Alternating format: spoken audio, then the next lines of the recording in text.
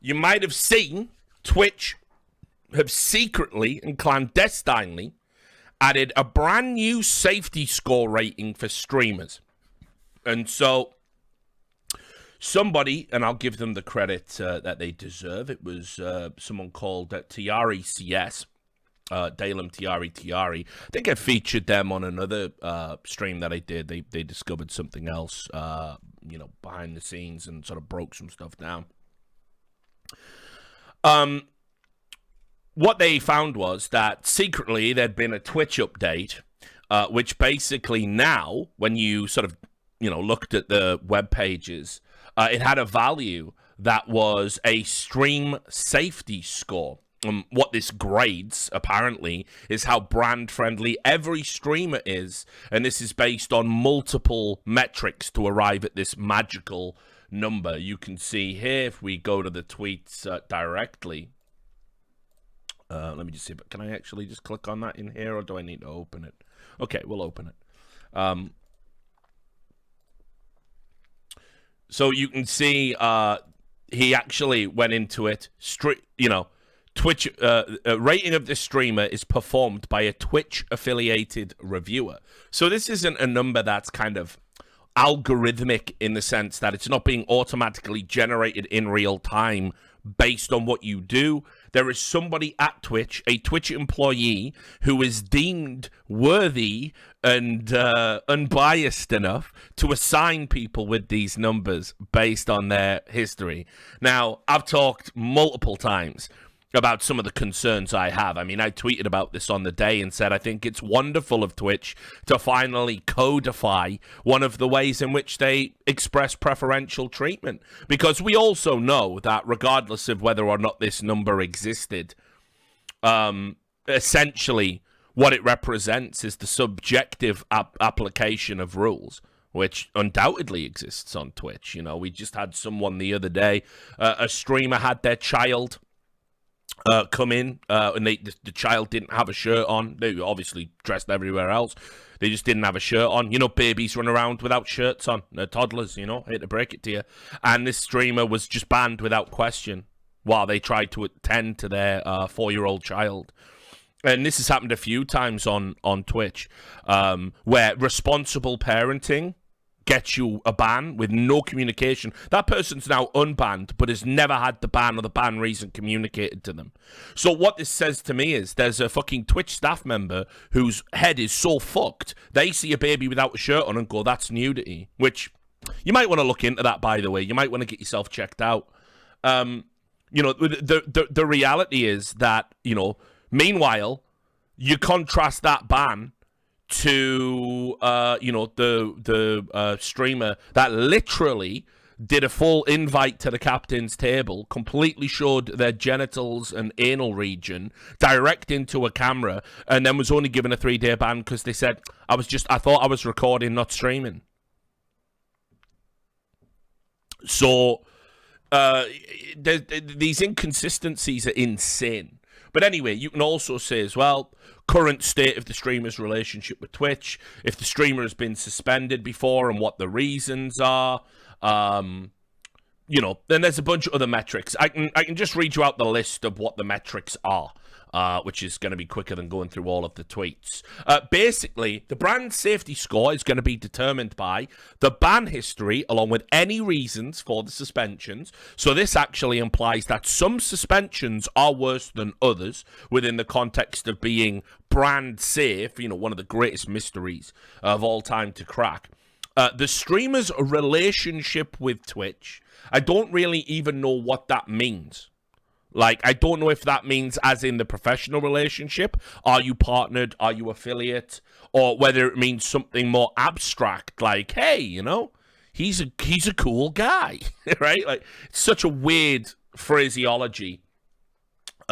Auto mod and the auto mod level, so in other words, how much moderation you have on your channel that isn't dependent on humans. So, for example, there are multiple auto mod tools you can use. You can use ones, it's not just about word filters. There's other stuff, types of action that users can take, things that stop spam, etc.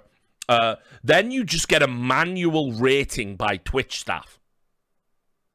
So you can be completely perfect in all these areas and the other areas, and basically a Twitch staff member can still completely fuck you over by giving you a low rating based on anything, based on them not liking your content, based on whether you've ever offended them, based on whether you've gone to a Twitch party and they've overheard you telling an off-color joke.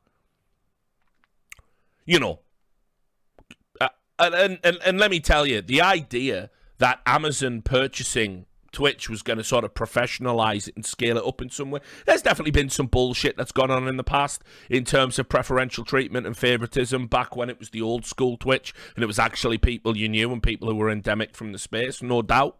But the reality as well is that the bottom line, as they've scaled up, they've hired more and more people, and you are at the mercy, basically, of whether or not Twitch staff like you. More than ever. Partnership status, so obviously whether or not you're a full partner. This also directly implies that partners will be preferred to affiliates, and non-affiliate and non-partnered members of Twitch. Age rating of the game that is played. I mean, I think that's a reasonable one, frankly. I think advertising should be channel dependent. I think when I say I stream for adults only, I should be able to play an 18-plus game and you should tailor all the ads and everything I run appropriately, right? That makes sense. About the best thing they've, incorporated into this. Whether or not the stream is set to mature. So now, if you set it to mature, something that historically hasn't made much of a difference in terms of Twitch moderation in the past, now it has the potential to affect your the rate of ads or the value of the ads or whether ads at all are shown on your channel. But then this one I really thought was weird. Streamer's age. Now, why would my age make me more or less brand safe? Like, I am a boomer influencer. My audience is old. My audience is certainly more old than, your average kind of esports fan. My demographic probably exists in the next one up. But why would people... Why would my age make a difference? My age. Not your age, but my age. And what I got thinking about with this is actually like one of those issues where there are a ton of people who lie about their age, in like entertainment and showbiz. Makes you wonder how many people have lied about their age in what we do, right? It's an offshoot of entertainment and showbiz. So are people going to be able to go into this webpage and find out my age? Is that a thing? Is that do we need to start looking at GDPR protections and stuff like that? But also as well, just the idea that if I'm older, what am I, less brand safe? Am I more brand safe? What's the scale? What's the spectrum? Do I get more and more brand safe the older I get because I'm supposedly more mature and less likely to fuck up? Do I get less and less brand safe because we're not really talking about brand safe, we're talking about brand value? Two very different things that often get conflated. What does it mean? Are you going to tailor ads so my audience suddenly starts getting erectile dysfunction? Question mark, And some fucking 22-year-olds going, I fucking hope not. Are we doing that? Hair loss? Moses just crying, Are you a bald fraud? So I don't even know what that's there for, and it kind of seems at a time, because Americans are just deeply unserious people now. At a time when everything's, an ism again, we've regressed. When you can be ageist, well, why should my age move that dial at all? Shouldn't, right? So anyway, hello, loud dessert. Oh, you're usually muted. We'll just pretend that's the Twitch noise, guys. So, have a little jump scare, guys. Man with two heads coming at you. So DeSoto here said, presumably a channel score could be used to determine what ads and how many ads will be shown on their content. It may also affect the Twitch bounty system. And if you don't know what bounties are, basically there's like a little panel behind on my Twitch where I can choose to pick like a specific targeted form of advertising. And I can basically, engage in that. So I can agree to play a game for 4 hours, or do an exercise on stream, or stream a specific targeted ad, and I claim additional money on top of that. But this is a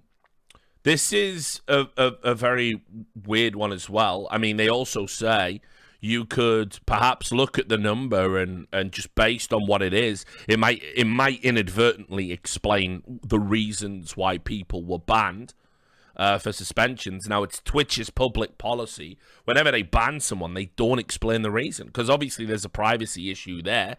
And I know this drives lots of people mad, especially when high-figure profiles get banned. But the bottom line is, I think that's the right thing to do. I don't think it's the business of the general public. If the streamer wants to commute, unless it poses a danger to said public, if the streamer gets banned for something that happened and it's no one's business, then whatever, right? So, but anyway, they responded to this. This did the rounds, and a ton of Twitch streamers were like, what the fuck's going on here? And so Twitch obviously responded to it.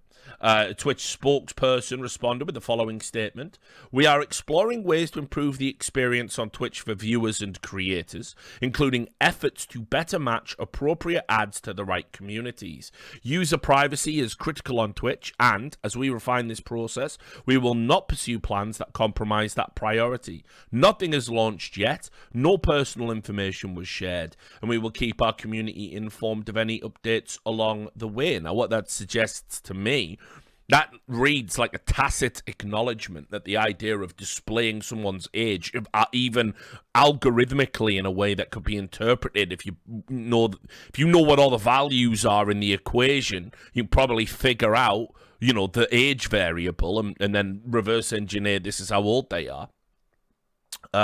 So that reads to me that that's something that they are going to drop for obvious reasons. I mean, I don't even think, like I said, while I don't think it's a big deal, it's definitely no one's fucking business. And you can imagine, for example, how it might affect certain streamers. If they're pulling a Tim Westwood, for example, and they're like 60 fucking years old, but they're like, yo, Mac Daddy, what's going on? Man, they're all wearing like, snapbacks, put on the side and shit.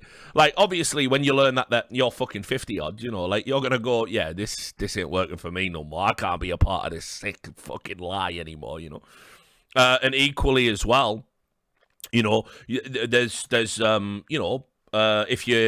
if you're a like children's entertainer, certain women might not want their true age coming out because it's another angle of attack that people will use. All the don't even know if I can say that word anymore. But that crowd that like to attack women online, they'll use your age if they think it's an insecurity. So it's another bit of ammunition that you're putting out there. So what I think this all boils down to, personally, having looked at the story, is that I think basically, like I told you previously on past videos, on past streams, the problem Twitch is having right now is I don't think Amazon aren't getting enough value out of Twitch. And this is why we've ended up with all the procession of terrible life, quality of life reversals that we've had. So, for example, ads now. You're not dodging those ads, and sometimes you get 5 of them. You're watching an esports tournament. Here's an ad in the middle of a clutch. Here's ads that bypass ad blockers, and we're using them inappropriately within the context of a broadcast and what you're seeing, because we've just got to hit our fucking deliverables.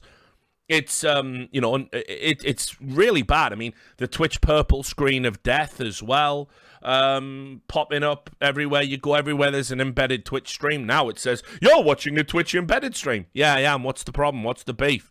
You must come to the real site to have a good experience. No, definitely having a better experience when my Twitch stream's embedded here, when I've got all the stuff around me. Definitely having a better Twitch experience if I'm on HLTV watching a CS game. Definitely am, but now I can't. Now I've got to come here, do I? So, you know, this is about maximizing your exposure to ads. That's all that is. And why would you do that? Why would you make your product worse to get more ad exposure? Because you're making no money. And I've said multiple times, people don't run ads when they're doing a Twitch stream. And they don't do it because the share is tiny compared to subs, donations, sponsors. You know, you make more money on that. Nobody thinks I'll break up the flow of a stream and lose 200 viewers while I run 5 ads. No one's doing that no more. Streamers don't even do that while you're queuing for a game no more and there's nothing happening. It just isn't worth your while. So, unfortunately, Twitch are like, well, there's nothing we can do. We've tried motivating people gently. So now we're just going to take matters into our own hand and let the tech take over. And so when this says like brand safety, much like what happened with YouTube, if you remember the adpocalypse when that went down, basically what's going on there is it's almost like an entreaty, like please, you know, to the advertisers. I'm sure there's a ton of people, right? Like, you know what it's like. It's all boomer marketing executives. And I mean real boomers, not me, fake boomer in a scruffy Misfits t-shirt. I'm talking real boomer, like actual baby boomer. And what they're doing is, you know, they look over at Twitch and they're reading the headlines that are getting put out. Legacy media don't like Twitch, don't like streaming services, always saying they're bad.